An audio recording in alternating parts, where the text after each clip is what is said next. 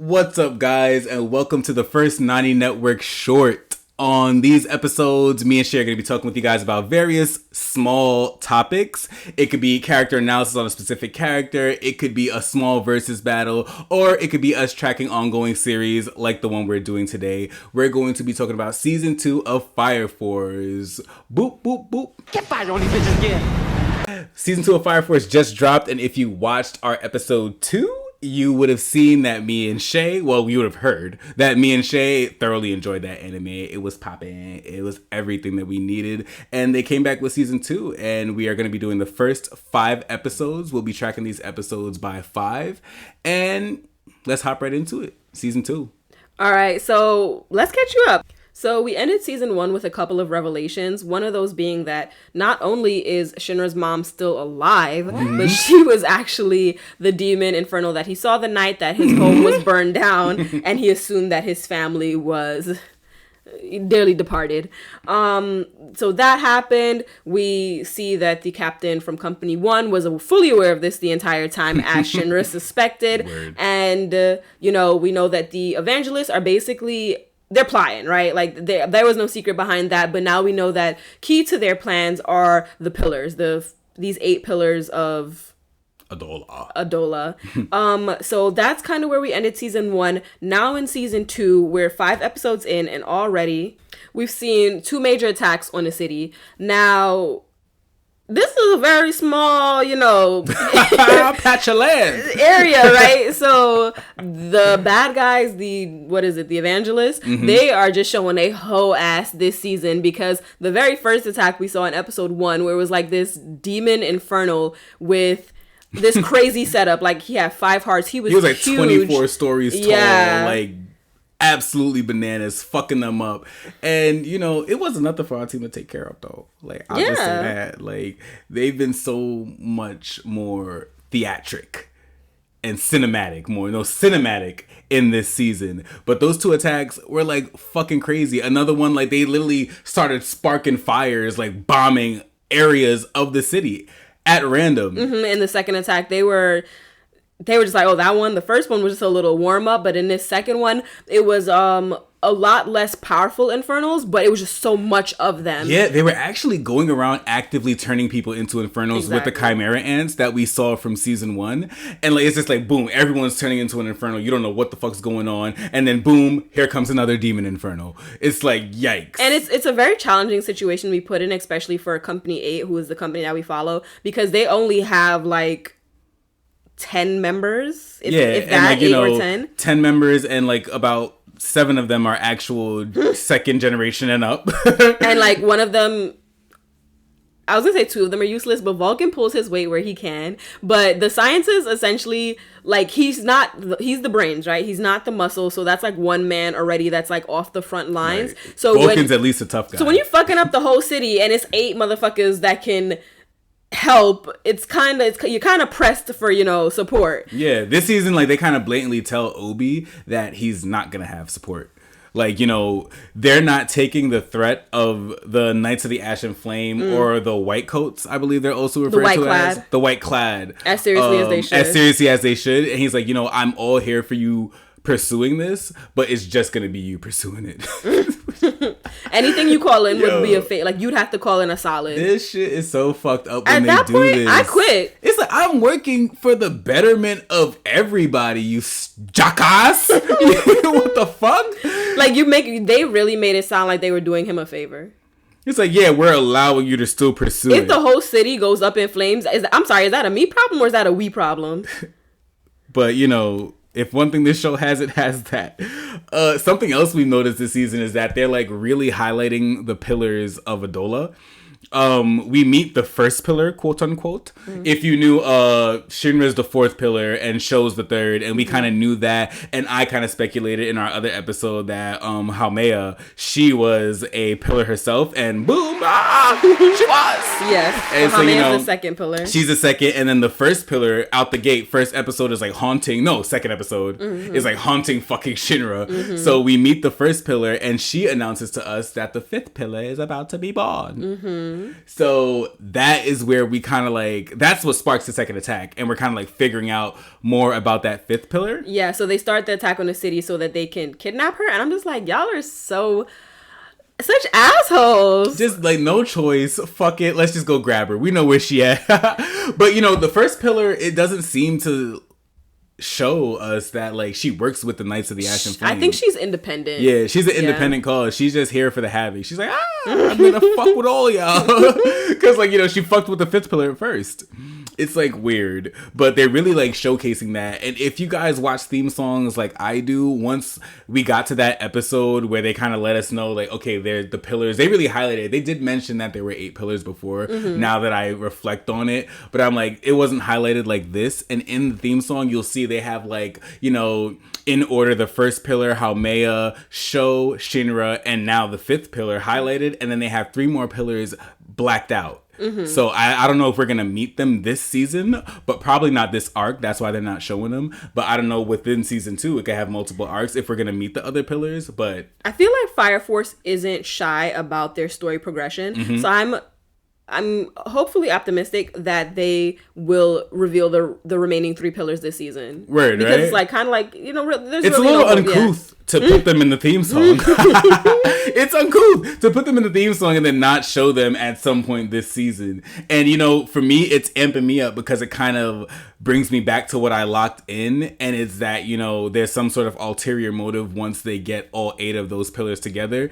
And I'm waiting to see if I'm right, to be honest. Like, so I really want to see. Oh, you mean like outside of them just bringing about the second cataclysm? Yeah, I locked in that there's going to be like ulterior motive similar to the elves. Like, you know, all their followers thought that they were working to get their greater selves, when in actuality it was like, no, fuck y'all, we're going to kill all of you and we're just going to bring the elves out, you know? So I think there's an ulterior motive in Black Clover, right? Other than that. Yeah, exactly, in Black Clover. So, you know, I'm interested to see where's it going.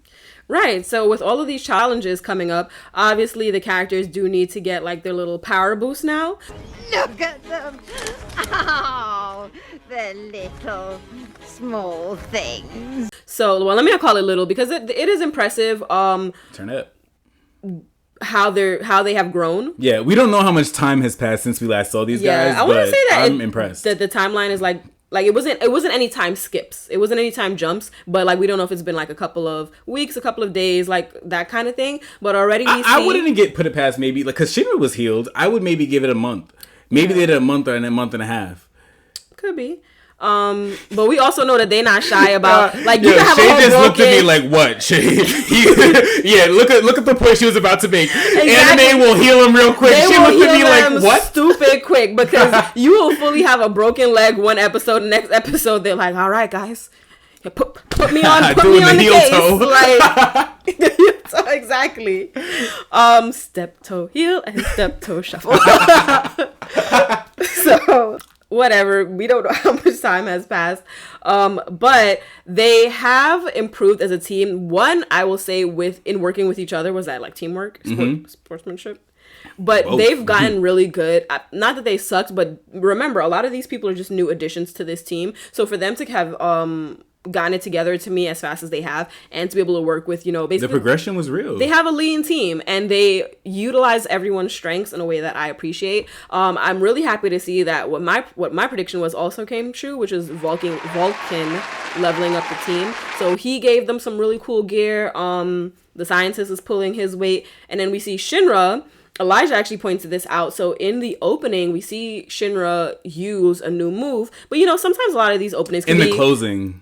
It was in the closing. Oh, so sometimes a lot of these can be like theatrical. It might not be in the show just yet. I watch both, guys. But the new move that Shinra used in the closing credit was also used in the show. Like Yo, I called her immediately. Watching the end credits, it's like some sort of video game that Shinra and Arthur are going through, killing demons. And at the end, like, he was just shooting regular fire out of his foot. But at the end, it looked like a demon came out of his foot. And so I called Shay and I'm like, yo, did you see that? She's like, I didn't watch the end credits, but I'm sure it's that.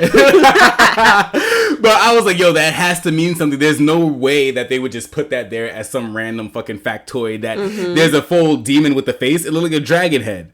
So to see that come true, I was like, I wish I could have locked it in. That's not just for visuals. The level ups are real right now, guys. Like, they might not have leveled up everybody, but the growth is visible. Arthur now, in the first 5 episodes, is more palatable to me. Like, he's the only person who can combat Haumea, in battle. For some reason. I think it's like the sort of plasma he produces in his thing can combat her electricity. It interrupts her waves. I still don't have the explanation on how her fire is produced as electricity, but I'll wait. That's I did watch Avatar. It to us, yeah. I watched Avatar, and the firebenders could use electricity. No lightning today? Yeah, so it seems so to you be go a ahead and explain. Consistent trope. Explain, please. Next up, we're going to talk about who's new in the show. Right. So 5 episodes in, we've been introduced to like a healthy amount of new people. So first up, we have Company 4. So we didn't meet all of the companies in episode 1. There are 8 companies in total. And I believe in season 1, we only met about 4 of them. Yeah. We met all the captains briefly when they had a meeting, but actually going in depth and meeting their squads and seeing like their who's out bunker there or whatever, we hadn't done that. So we've met Company 4 and 2 characters that they've kind of highlighted to us who will probably play a big role this season is Ogun and Pan. So they're both 3rd generation pyrokinetic users. And so far what we've seen of them, well, we haven't really seen anything from Ogun yet, but Pan, we see that he can amplify your abilities, and like that's why initially I kind of thought he was a 2nd generation. I thought if you were maybe producing flames, he could enhance your flames and stuff like that, but it turns out he's a 3rd generation, so that's kind of popping to see. I'm hyped up to see Ogun. If you guys follow their page, you see like maybe like they're gonna come with him pretty soon, like with the fire. And if you follow the pages, you'll see before the season dropped, they were talking about these guys. They made it a thing. They highlighted them. And Company 4 is like every company that's not Company 8 has like a good amount of characters in it. So when they're like putting special attention on certain characters like this, it's because like they got them in their back pockets. And now it just makes so much sense because boom, like by episode 2, I think that's when Shinra went crazy, or episode 3. Episode 2. Yeah, when he started. Yeah, like when he started to go crazy and shit, like boom, they already have both of these guys introduced into their locked in, and now we see like what's to come now is they're gonna go on some sort of adventure with these motherfuckers. Some sort of adventure. Next, we meet Inca. So Inca is the 5th pillar. It's interesting to see how a pillar is born. A new Atola burst will soon be born. So like, because when they say that, it's not like a literal birth, but like your fire birth, I guess, basically. Where like your power basically just you gain access to it. Yeah, like unlocks. So like you're a regular Joe Schmo beforehand, and then like you literally have like some type of internal rebirth that now other people can sense you and know that you are a pillar. So it's weird shit, right? Like, cause it's like, why you telling my business, for? Right? How you know? She didn't even know. So we're introduced to Inca. She is like a grade school girl. Yeah, she looks pretty young. As far as like how they make these ages look, I think they're kind of blatant, and you could tell Sho is younger than Shinra, and Shinra's older than Sho. She looks in between Shinra and Sho to me, so I think she might be in that age range. Right. I don't know what that age. Because everyone pretty much in the special Fire Force unit, I'm gonna say that they're adults, right? Like they're over the age of 18, because like that's a I don't know if they follow the same. I think Shinra and his friends are probably sitting right at 18, and maybe Inca is 15, 14. Yeah, makes sense. I think that'd be fair. So we don't know how they're going to play her yet. Like, is she going to go with the Special Fire Force? Is she going to go with the Knights of the Ashen Flame? Yeah. Because she has like a little bit of a bad streak. Yeah, her personality was kind of a toss-up. Yeah. Because, what is it? She basically saves people after exploiting them. Like, when their houses are about to catch on fire, she's able to sense the fires. And she says, hey, I'll save you, but you got to run me all your shit. Run me your money. So she doesn't start the fires, so I guess that's a point for her. But she also exploits people. So it's just like, I feel like it's one of those characters where in this moment, she can go either way depending on who gets to her first. It's like, boom, here's another Joker-like character who we don't know about. Is what it seems like. She doesn't have any loyalties right now. Yeah. So After Inca, we meet Sharon. So Sharon is one of the Knights of the Ashen Flame. He's actually the big black guy that you always see next to Haumea. Right. It's like we've seen him, but like they didn't really give him any chance to speak. I thought he might have been a mute. They showed him in passing. He could have been a mute. It's not. He could not have been a mute because Haumea made it a point to tell him to shut the fuck up whenever she could. Apparently he talks a lot. Even when she was a kid, like season 1, they was like muzzle. But he's actually pretty funny. But like he seems to be off his rocker. Crazy. I think he's another one who's probably been a part of the Knights of the Ashen Flame so long that he doesn't even have a concept of what good, bad, indifferent is. It's just my goals and those who stand in the way of my goals. Not my goals. Yeah. It's their goals. It's the evangelist goals. And he's just out here. He's fully a tool. And he kind of puts respect on Haumea because she has an Adola burst. And I think that's like his role. You know, I listen to these people who are above me. I might be powerful, but I have he's nothing an order on taker. These guys. Like he's one of those people who are like he won't go against like the order that he's given, and that's what it seems like right now. He's gonna satisfy it to the end. Like he's gonna follow his mission. Like he's the kind of guy where it's just like, don't get in his way. Right. Like I have my crew, but then I still know I'm under you. You cannot talk to him. You cannot convince him of anything. It's just like, this is what I was told to do, and I'm gonna do what I'm gonna do what I want to do. I'm gonna do what I think I'm getting paid to do. But that was it, right? Yeah, that's like all we have for like season 2 of Fire Force. We're super excited. Seems like there's a lot going on and there's a lot to be seen. They really kicked the door in when they started this season. They did not wait for you to get ready. Like, I love it. I really loved it because we actually recently finished season 1 of Fire Force. So I was actually super excited that I didn't have to wait a crazy long time for season 2, because this is one of the shows where, you know, as soon as season 1 was done, it left me, I was like, okay, Googling when does season 2 start? Are y'all having a movie? Any special events? Like, what's going on? I needed more. I wanted more. I thoroughly enjoyed it. And to see that they just kept that excitement going, they didn't go downhill. I'm super happy about that, and I can't wait to finish this season. Right, guys, I agree with everything she just said. Definitely check out Fire Force, and as usual, comment, DM, hit us up with anything you have to say at Official Nani Network on Instagram. And subscribe. Talk to you guys later.